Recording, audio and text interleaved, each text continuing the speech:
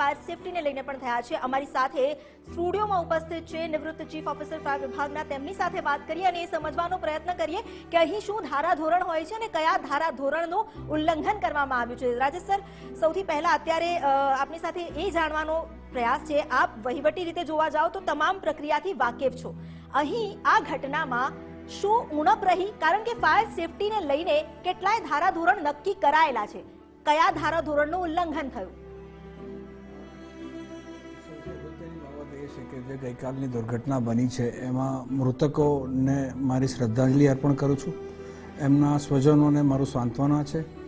હવે મૂળ ટેકનિકલ વાત ઉપર આવીએ તો અગત્યની વસ્તુ એ છે કે જે ગઈકાલની દુર્ઘટના બનીને આગની ઘટના હતી એટલે ફાયર સેફટી પ્રાઇમ પ્રાયોરિટી પર હોય. ચોક્કસ નિયમો નક્કી થયેલા છે. Gujarat state fire prevention and life safety measures act 2013 rules એના 14, 16, 21 અને 23માં નિયમો, વિનિયમો અને છેલ્લે ડિસેમ્બર 23ની અંદર એનું અપડેશન થઈને નોટિફિકેશન પણ કરવામાં આવેલું છે.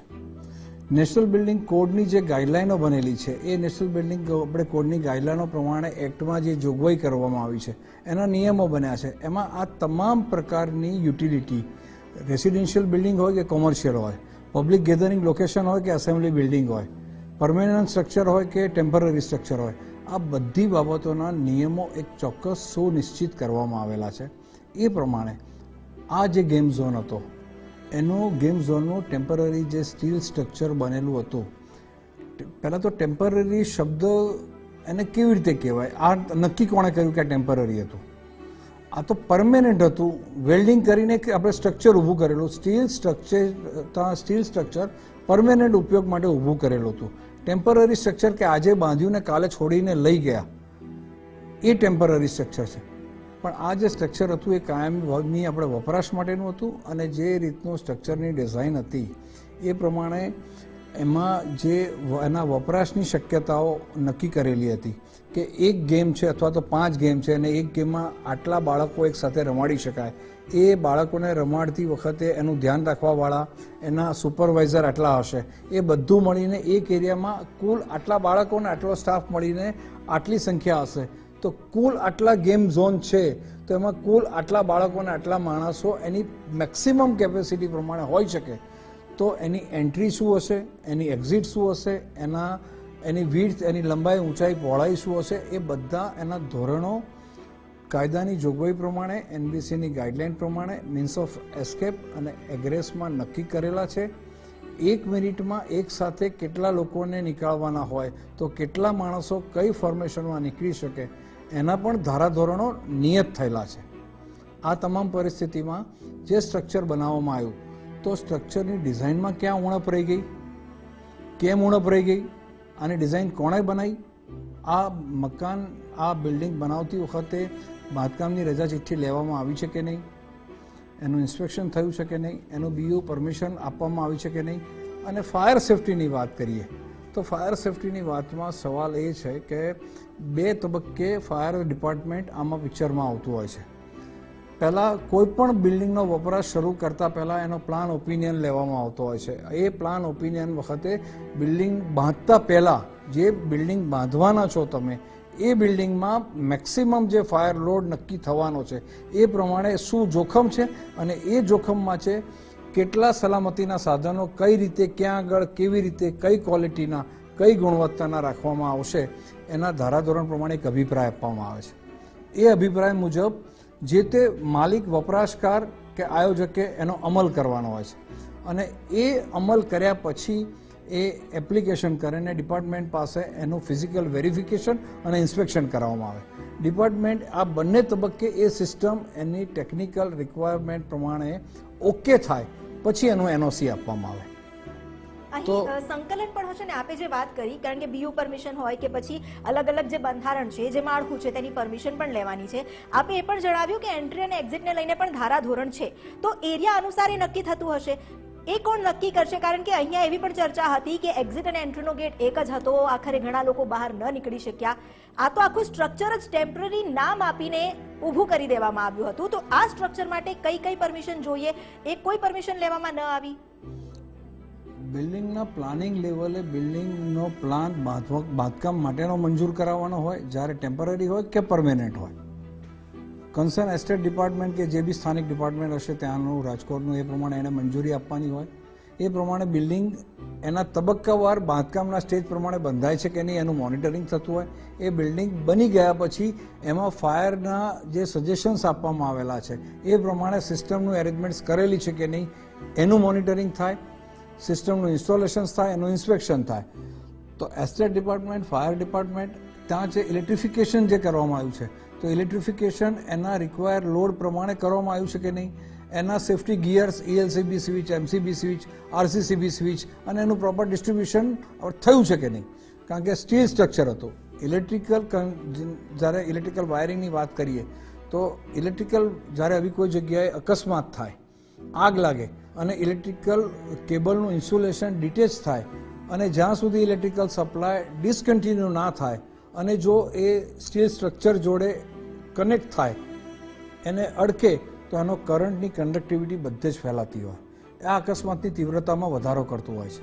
તો એ સમયે એનું ઇલેક્ટ્રિકલ વાયરિંગ કેવી રીતે કરવું, એનું જે સ્ટ્રક્ચરલ ડિઝાઇન છે તો સ્ટીલ સ્ટ્રક્ચરની ડિઝાઇન જે ગેમમાં આવનારા બાળકોના એવરેજ વજન, સ્ટાફનું વજન, જે રમતગમતના સાધનો મૂકેલા છે એનું વજન, આવવા જવાની કેપેસિટી, એ એના પ્રમાણે જે જરૂરિયાતો આપી હોય એ પ્રમાણે આર્કિટેક્ટ દ્વારા એની ડિઝાઇન બનાવવામાં આવતી હોય છે. આર્કિટેક્ટ ડિઝાઇન એવા તબક્કે જ બનાવીને આપે છે કે તમે એમ કહો કે મારે 100 માણસની વ્યવસ્થા કરવી છે તો 100 માણસને એક્યુમ્યુલેશન હું કરી શકીશ કે નહીં. તમે જે જગ્યા આપી છે એમાં 100 નહીં થાય અને મારાથી 75 જ થશે. તો આના ધારાધોરણો જ એક વૈજ્ઞાનિક ઢબે નક્કી થયેલા છે. તો એ પ્રમાણે ક્યાં કોમ્પ્રોમાઇઝ કરવામાં આવ્યું, કેટલું કોમ્પ્રોમાઇઝ કરવામાં આવ્યું, આ બધું તપાસના અંતે જ ખબર પડી શકે. રાજેશજી, સીપી દ્વારા જે પત્રકાર પરિષદ યોજવામાં આવીને માહિતી આપવામાં આવી, એમણે કહ્યું કે હજી એનઓસી મળ્યું નહોતું પરંતુ અરજી ચાલી રહી હતી, અરજી આપી હતી અને કામ ચાલી રહ્યું હતું, છતાં 4 વર્ષથી આ ગેમ ઝોન ધમધમી રહ્યું હતું. એટલે સૌથી પહેલો તો સવાલ એ થાય કે એનઓસી નથી મળી ફાયરની, છતાં પણ 4 વર્ષથી આ ચાલે છે અને કોઈ કંઈ કર્યું નહીં, યોગ્ય કેટલું? આ બી એક બહુ જ ગંભીર મુદ્દો છે કે સંવેદનશીલ છે, ચિંતાનો વિષય છે કે આટલા લાંબા સમયથી પરમેનન્ટ સ્ટ્રક્ચર ઉપર, ભલે એ ત્યાં સ્ટીલ સ્ટ્રક્ચર છે પણ આટલા વર્ષોથી ચાલે છે તો એ વિધાઉટ એનઓસી ચાલે છે. તો એ અંગે ચોક્કસ એક મોનિટરિંગ થવાની જરૂર હતી, એને નોટિસ આપીને એનો વપરાશ બંધ કરાવવાની જરૂર હતી. અને બીજો સવાલ એ થાય કે જ્યારે ફાયર એનઓસી લેવાની આખી પ્રક્રિયા હાથ ધરવામાં આવે છે, જે આખી પ્રક્રિયા તમે અમને જણાવી, એમાં કયા કયા વિભાગના અધિકારીઓનો સમાવેશ થાય છે? બિલ્ડિંગ માનો કે હું બનાવું છું તો મારે આર્કિટેક્ટ નક્કી કરવો પડશે સૌથી પ્રથમ, એક સિવિલ એન્જિનિયર નક્કી કરવો પડશે, સિવિલ કોન્ટ્રાક્ટર નક્કી કરવો પડશે. એ પ્રમાણે બિલ્ડિંગ બન્યા પછી સ્ટ્રક્ચરલ એન્જિનિયરે જે ડિઝાઇન આપી છે એ પ્રમાણે એને મોનિટર કરશે. એ બધું પતી ગયા પછી હું સક્ષમ સત્તાની મંજૂરી મેળવીશ. તો એસ્ટેટ ડિપાર્ટમેન્ટ હશે, બાંધકામ વિભાગ હશે, ઇલેક્ટ્રિકલ ડિપાર્ટમેન્ટ આ પિક્ચરમાં હશે, ઇલેક્ટ્રિકલ ડિપાર્ટમેન્ટ આવશે, ફાયર ડિપાર્ટમેન્ટ અંદર આવશે અને આ બધાની એનઓસી થયા પછી આખરી કોમર્શિયલ એક્ટિવિટી માટેનું જે લાયસન્સ મેળવવાનું હોય તો એ પોલીસ દ્વારા જે આપવામાં આવતું હોય તો આપણો પોલીસ વિભાગ હોય છે.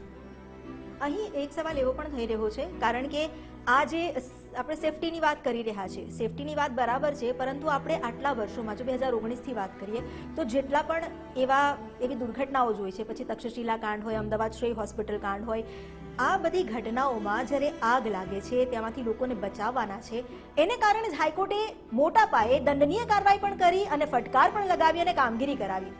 આ જે પ્રોસેસ હતી તેમ છતાં આવી ઘટનાઓ બની રહી છે. તો ક્યાંક એવું થઈ શકે કે આપણે પણ એવું ધ્યાન રાખીએ, લોકોએ શું ધ્યાન રાખવાની જરૂર છે? બહુ અગત્યનો પ્રશ્ન છે. આ જે ઘટના બની ગઈ એની જોડે સંવેદના છે, દુઃખ છે અને એની વૈજ્ઞાનિક ઢબે અને આપણે કાયદાની મર્યાદામાં જે બી પ્રોસેસ થવાનું હશે એ સરકાર દ્વારા કરવાના જરૂરી આદેશો આપી દેવામાં આવ્યા છે. એ લોકો કરશે. પણ આ ઘટના રિપીટ કેમ થાય છે? વારે વારે આ પ્રકારની દુર્ઘટના કેમ બને છે? તો ક્યાંક ને ક્યાંક લોકોએ પણ જાગૃતિનો જુવાળ જગાવવો પડશે. એક સિમ્પલ ઉદાહરણ હું આપું કે હું મારા ઘર, ફ્લેટ કે બંગલો લેવા માટે એમાં કયું વેટ્રીફાઈડ ટાઇલ નાખીશ, માર્બલ નાખીશ, સેનેટરી બ્લોક કયો હશે કે કયો કલર વાપરીશ કે કયું ફર્નિચર કરીશ, એ જો ઈચ્છાની હું જાણવા માટે ઈચ્છા રાખતો હોઉં તો એ ઘરમાં સલામતી છે કે નહીં એ મારે જાણવું પડશે. હું જે જગ્યાએ મારા બાળકને રમવા લઈને જાઉં છું તો જે રમતગમતના સાધનોનું જે વાતાવરણ છે ત્યાં સહેજે 2-5 હજારનો ખર્ચો થતો હોય છે. એ ખર્ચો ભોગવવા માટે જ્યારે હું તૈયાર છું તો ત્યાં મારું બાળક કેટલું સલામત હશે એ જાણવાની પણ જવાબદારી મા બાપની છે. એમણે જાણવું પડશે, આજે નહીં આવતીકાલે, પરમ દિવસે, કાયમી ધોરણે. હોટલમાં જમવા જાઉં છું તો એ હોટલ કેટલી સુરક્ષિત છે, ત્યાં આગળ સેફ્ટીના સાધનો મૂકવામાં આવેલા છે કે કેમ. આ બધી બાબતો જ્યારે હું ખર્ચો કરીને મારી પોતાની ઉપભોક્તા ભોગવવાનું નક્કી કરતો હોઉં તો એ ઉપભોક્તાની જોડે જોડાયેલા જોખમોમાં હું કેટલો સલામત છું એ જાણવાની જવાબદારી, નૈતિક જવાબદારી અને એ જાગૃતિનો પ્રશ્ન છે અને લોકોએ કેળવવો પડશે. આ જે જાગૃતિ છે અહીં ક્યાંક એવો સવાલ પણ આવે, કારણ કે ઘણા લોકોને નથી ખબર, ઘણીવાર તો એ પણ નથી ખબર કે જો સંસાધન છે તો તેનો ઉપયોગ કેવી રીતે કરવો. હવે એ જાગૃતિ કેવી રીતે લાવવી કે લોકો જ્યાં જાય છે ત્યાં પણ એ ચકાસે કે આ જે સંસાધન છે એ ચાલુ કન્ડિશનમાં છે, અગર નથી તો કોને જાણ કરવાની છે આ માટે, એ જાગૃતિ આવવી પણ જરૂરી છે ને. બીજો મહત્વનો પ્રશ્ન કર્યો તમે કે મારા જવાબ પાછળ કોઈને બચાવવાનો કે કોઈનો બી એસ્કેપ કરવાનો આશય નથી. હું કોઈ પણ બ્રાન્ડની કાર લાવું કે કોઈ પણ બ્રાન્ડનું ઇલેક્ટ્રોનિક ઇક્વિપમેન્ટ લાવું, વોશિંગ મશીન લાવું કે મારુતિ લાવું કે ઓડી લાવું, એ લાયા પછી હું એને વાપરીશ નહીં ને અમુક સમય સુધી બંધિયાર જ રાખીશ અને જો એ ચાલશે નહીં તો એ બનાવનાર કંપનીનો વાંક છે.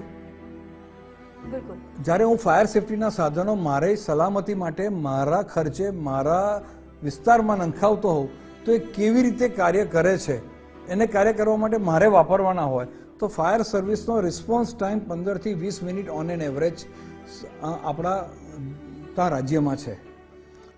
એ જે ક્રિટિકલ સમય મર્યાદા જે નક્કી થઈ છે એ ક્રિટિકલ સમય મર્યાદા માટે જ આ સાધનો મૂકવામાં આવતા હોય છે. તો એ તમારા માટે, તમારા ખર્ચે, તમારી સલામતી માટે જ્યારે સાધનો મૂક્યા છે તો એનો આપણે વપરાશ કેવી રીતે કરવાનો, એ કાર્યરત છે કે નહીં, એનું એ ઇન્સ્ટોલ કરનાર કોન્ટ્રાક્ટર પાસે આની તાલીમ આપવામાં આવતી હોય છે. ફાયર ડિપાર્ટમેન્ટના અધિકારીઓ ત્યાં આગળ જઈને એની અગમચેતી રૂપે એની જાણકારી આપતા હોય છે, એની મોક ડ્રીલ કરાવતા હોય છે. પણ દુઃખ સાથે કહેવું પડે છે કે જ્યારે હું સર્વિસમાં હતો ત્યારે અનેક સોસાયટીઓમાં જ્યારે અમે લોકો ઇવેક્યુએશન ડ્રીલ કે મોક ડ્રીલ કરવા માટે કે અવેરનેસ કેમ્પેનિંગ કરવા જઈએ અને 200-500 જણાની સોસાયટીના રહીશો હોય તો એ કેમ્પેનિંગમાં જાણવા માટે માળ 15-20 લોકો હાજર રહેતા. આ ઉદાસીનતા પણ કંઈક અંશે આપણને જોખમમાં મૂકે છે. દરેક સ્ત્રી, પુરુષ, બાળક, ઉંમરલાયક વ્યક્તિઓએ જ્યાં રહે છે, જ્યાં પોતે એક કોમર્શિયલ એક્ટિવિટી કરે છે, નોકરિયાતનું સ્થળ છે કે ઘરનું રહેઠાણનું સ્થળ છે, તમામ જગ્યાએ એ જગ્યાને અનુરૂપ જે આનુષંગિક જોખમો છે એને ફર્સ્ટ એડ લેવલે પહોંચી વળવા માટે જે સાધનો આપ્યા છે એનો કેવી રીતે ઉપયોગ કરવો એની જાણકારી કેળવવા માટે પોતે જાતે જ આગળ આવવું પડે. અને આ જે આખી જે આ ઘટનાથી અગ્નિકાંડ થયો એ સમયે પણ જે વિગતો પ્રાપ્ત થઈ કે ફાયરના જે એક્સટિંગ્યુશર હતા પણ એને ઇન્સ્ટોલ કરવામાં આવ્યા ન હતા, સાથે વેન્ટિલેશનની પણ કોઈ સુવિધા ન હતી, એ પણ જે વિગત સામે આવી છે. એટલે અમુક એવી મહત્વની જે સુવિધાઓ હોય છે કે જેનાથી અનેક લોકોના જીવ બચી શકે છે, પરંતુ ક્યાંક એનો અભાવ જોવા મળ્યો છે. આપના જ માધ્યમથી ચેનલ ઉપર જોયું પ્રમાણે એ પ્રમાણે ત્યાં આગળ ઇક્વિપમેન્ટ લાઈને મૂકવામાં આવેલા છે પણ ફિટિંગ કરવામાં આવેલું નથી, પ્લાસ્ટિકના રેપર ખોલવામાં પણ આવ્યા નથી. તો આ કયા મુહૂર્તની રાહ જોઈ રહી છે? 4 વર્ષથી તમે ઇક્વિપમેન્ટ લાયા છે, ઇન્સ્ટોલ કરવાના છે, ને જ્યારે તમે 4 વર્ષનો સમયગાળો કહો છો તો 4 વર્ષથી એ કયા સમયની રાહ જોઈ રહ્યા હતા? ગઈકાલની ઘટનાની? આ તો પ્રાયોરિટીમાં તમે ગેમ ઝોન ચાલુ કરો એ પહેલાં ઇન્સ્ટોલ કરીને એને કાર્યરત કરીને સર્ટિફાઈ કરવાની વાત હતી. તો ગઈકાલે ઘટના બની ત્યાં સુધી એનું પ્લાસ્ટિકનું રૂમ આપણે રેપર પણ ખુલ્યું નથી. તો ત્યાં આ વસ્તુના જાણકાર ટેકનિકલ ઓપરેશનના માણસો હતા કે નહીં એ કદાચ કહેવું પણ અતિશયોક્તિ છે. અને ત્યાં નજીકમાં 100 મીટરના અંતરે જે કન્સ્ટ્રક્શન થઈ રહ્યું હતું ત્યાં જ્વલનશીલ પદાર્થો, કેમિકલ એવા મળી આવ્યા છે કે જે કદાચ ગેરકાયદેસર હતા, કારણ કે એમાંથી સ્ટીકર પણ કાઢી લેવામાં આવ્યા હતા. હવે કોઈ આતંકવાદીઓનો તો બોમ્બ પ્લાન્ટ કરવાની જરૂર જ ન પડે, કારણ કે જો આગ થોડી વધારે પ્રસરી હોત ને તો એ કેમિકલ જ એટલો મોટો ભાગ ભજવી જાત એટલા મોટા વિસ્ફોટમાં. હવે આ બધી પણ વસ્તુ, એક તો રેસિડેન્શિયલ પ્લોટ પર આખું ગેમ ઝોન ઊભું કર્યું હતું અને બાજુમાં કન્સ્ટ્રક્શન સાઇટમાં આટલા મોટા કેમિકલ, એટલે આ ખૂબ મોટી બેદરકારી કહી શકાય. રાજેશજી, જ્યાં ડેવલપમેન્ટ છે ત્યાં આગળ ડિસ્ટ્રક્શન એની જોડે એસોસિએટ છે, વિકાસની જોડે જોખમ એસોસિએટ થયેલો હોય છે. તમે જેટલી વધારે ફેસિલિટીની અપેક્ષા રાખો એની જોડે એ જોખમ જોડાયેલું હોય. તો જ્યારે આવું કોઈ પણ ડેવલપમેન્ટ કરતા હોય તો આજુબાજુના વિસ્તારોનો ને પોતાના આપણે ત્યાં આગળ પ્રિમાઇસીસમાં જે તમે વપરાશના સાધનો છે ક્યાંક ને ક્યાંક મુશ્કેલી ઊભી કરવાના છે અને મુશ્કેલી કઈ ટાઈપની હોઈ શકે એનું ઇવેલ્યુએશન કરીને એની સલામતીની જોગવાઈ કરવી જોઈએ. તમારા કહેવા પ્રમાણે બાજુની કોમર્શિયલ સાઇટમાં જે કેમિકલ કેરબામાં રાખવામાં આવેલું હતું તો એ જ્વલનશીલ હતું, એક્સપ્લોઝિવ હતું અને એ માટે એનાથી આપણે સાવચેતીના પગલાં શું ભરવાના હતા. આ તો બધું એડવાન્સ પ્લાનિંગની વાતો છે.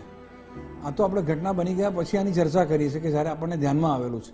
પણ સવાલ છે કે આ બધું જ્યારે આપણે અમલમાં મૂકતા હોઈએ ત્યારે આપણી અંદરનું વાતાવરણ અને આપણી આસપાસનું વાતાવરણ શું છે, કેટલું છે એનું ઇવેલ્યુએટ કરીને અમલ કરવો જોઈએ. જી રાજેશભાઈ, આભાર આપનો, આપ અમારી સાથે જોડાયા અને